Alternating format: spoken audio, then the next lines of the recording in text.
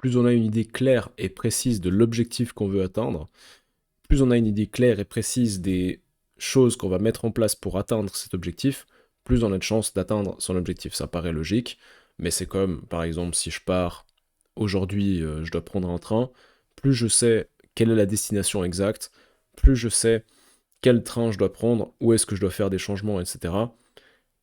Plus je sais quelles sont les affaires que je dois prendre, plus j'ai de chances d'arriver à destination correctement et dans les meilleures conditions possibles. Donc dans cette vidéo, je vais t'expliquer comment trouver exactement la direction que tu as envie de prendre, comment trouver ton pourquoi, pourquoi est-ce que tu veux atteindre cet objectif-là, et je vais t'expliquer ensuite comment est-ce que tu peux faire pour mettre en place toutes les actions qui seraient nécessaires pour atteindre cet objectif. Donc, sans plus attendre, on va s'y mettre. Alors, déjà, avant de commencer la vidéo, je tiens à te féliciter parce que tu as cliqué aujourd'hui sur une vidéo qui est 100% éducative, il n'y a pas de distraction. Donc, si tu es arrivé là par hasard et qu'en fait tu es là sur YouTube pour te distraire, bah malheureusement, cette vidéo n'est pas pour toi, donc je te conseille de quitter la vidéo. Voilà. Maintenant que les personnes qui sont là pour se distraire sont parties, on va pouvoir commencer à attaquer le vif du sujet. Donc comment fixer des objectifs et les atteindre. Déjà, il y a 3 étapes clés pour fixer ces objectifs et pour trouver quelles sont les choses à mettre en place pour les atteindre. On va parler de la méthode SMART, on va parler de comment identifier ses peurs et ses désirs, comment et pourquoi, est-ce que c'est important de les identifier, et ensuite on va identifier les 3 types d'objectifs, et on va voir si l'un des 3 est plus important que les autres. Donc déjà la méthode SMART. Donc c'est la méthode SMART, c'est un acronyme qui représente en fait ces 5 mots. Donc il y a spécificité, il faut que ce soit un objectif spécifique. Je veux perdre du poids, c'est pas assez spécifique. Je veux perdre 30 kilos, ça c'est spécifique. Mesurable, donc il faut que je puisse mesurer. Donc si par exemple mon objectif c'est de devenir plus fort aux tractions, ok, je veux devenir plus fort aux tractions, je fais combien de répétitions aujourd'hui, j'en fais combien à la fin de mon programme.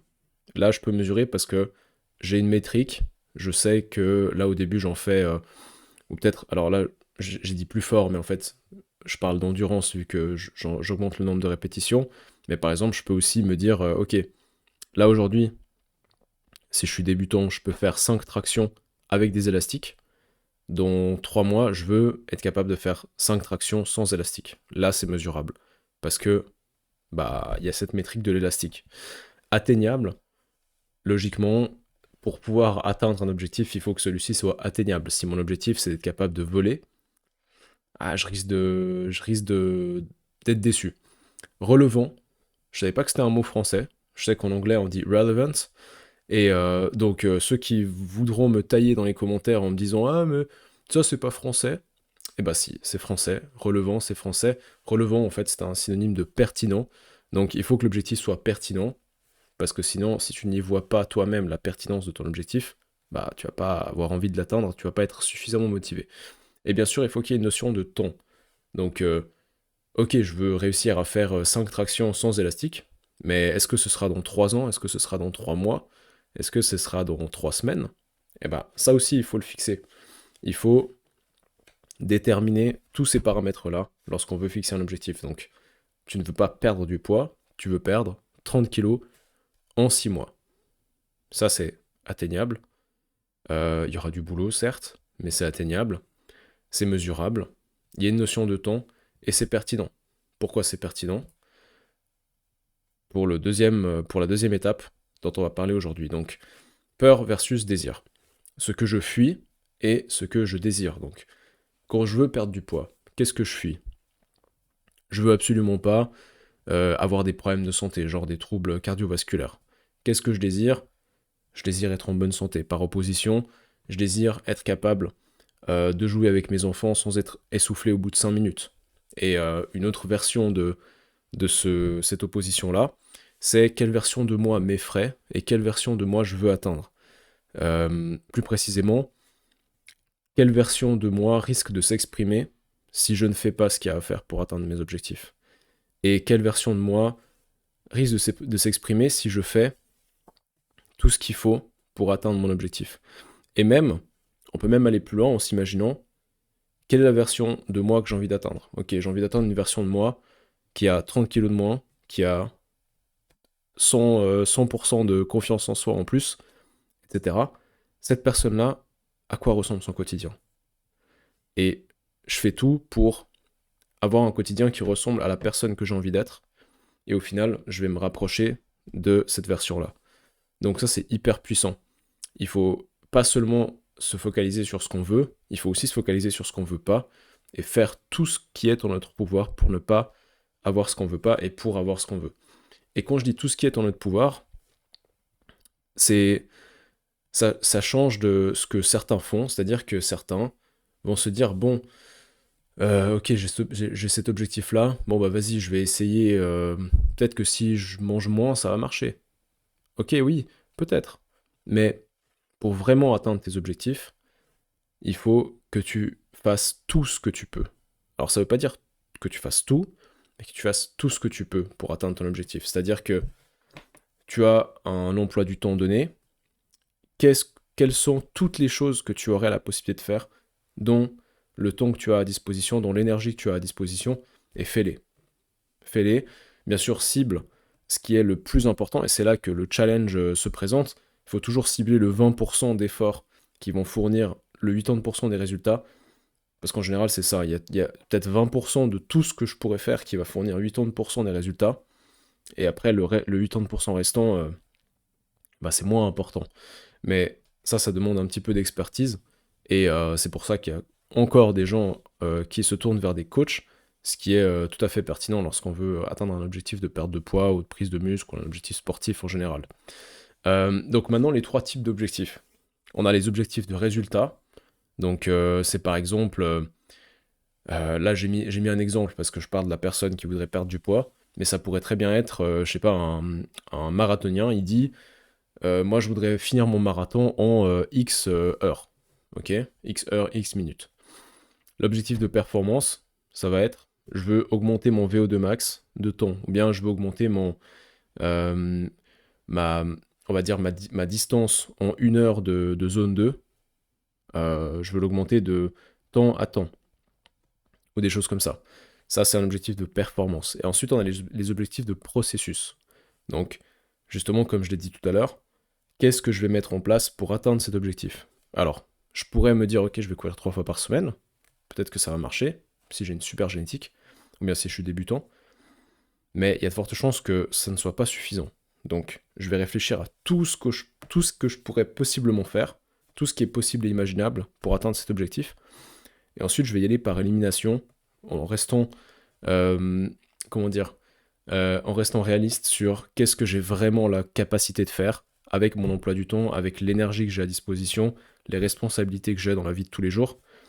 Qu'est-ce qui est faisable? Qu'est-ce qui n'est pas faisable? Ok, j'élimine, mais je garde un maximum. Je fais le maximum de ce que je peux faire. On attaque les objectifs de manière agressive. Et vous voyez que j'ai mis mes objectifs là, dans un ordre décroissant, mais en réalité, c'est parce que lorsque je connais l'objectif de résultat, j'ai l'objectif final, je peux y aller en fait, je peux remonter l'échelle jusqu'à connaître. Donc j'ai l'objectif résultat, ça c'est le résultat final. Quelles sont les capacités que je dois atteindre pour obtenir ça? Et ensuite, une fois que je sais quelles sont les capacités que je dois atteindre ou quelles sont les métriques que je dois atteindre, eh ben, je mets en place des processus qui vont me permettre d'atteindre ces métriques, et c'est sur les objectifs de processus qu'on va se concentrer. Les autres, ils nous servent juste au début pour déterminer ces objectifs. Mais une fois que j'ai les objectifs de processus, je me concentre sur ça et uniquement sur ça. Je regarde pas ce qui se passe demain, je regarde pas ce qui se passe dans une semaine, dans un mois. Aujourd'hui, je fais le taf. Aujourd'hui, je fais le taf. Peu importe les circonstances. Aujourd'hui, je fais tout ce que je peux faire. Voilà, ça c'est hyper important. Donc, à la fin de cet exercice, si tu le fais au même temps que moi, tu sais ce que tu veux, tu sais pourquoi tu le veux, et tu sais quoi faire pour l'obtenir. Donc là, je te donne une petite étape pratique. Si tu as envie de booster un peu mon algorithme, si tu kiffes mon contenu, je te recommande de le faire parce que bah, c'est ce qui permettra d'avoir, toi, plus de contenu de ce genre-là de ma part, et moi ça me permettra d'avoir plus de raisons de faire ce genre de contenu. Donc, étape pratique, tu vas écrire dans les commentaires, à partir d'aujourd'hui je vais tes objectifs de processus, dans le but de tes objectifs de performance, ce qui me permettra de objectifs de résultat d'ici durée. Donc par exemple, pour la personne qui voudrait perdre 30 kilos, à partir d'aujourd'hui, je vais marcher 10 000 pas par jour, je vais boire 500 ml d'eau, je vais m'entraîner en musculation 3 fois par semaine, parce que je sais que lorsque j'augmente ma masse musculaire, ça augmente mon métabolisme. Dans le but, alors il y aurait plein d'autres choses à faire, hein, dans le but de perdre 30 kilos, ce qui me permettra de jouer avec mes enfants sans être essoufflé au bout de 5 minutes d'ici 3 mois. Voilà. 30 kilos en 3 mois, c'est un peu excessif. Peut-être d'ici 6 mois. Allez, on va dire d'ici 6 mois.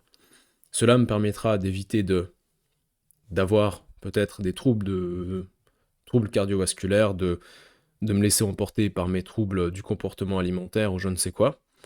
Et je pourrais être un exemple pour mes enfants.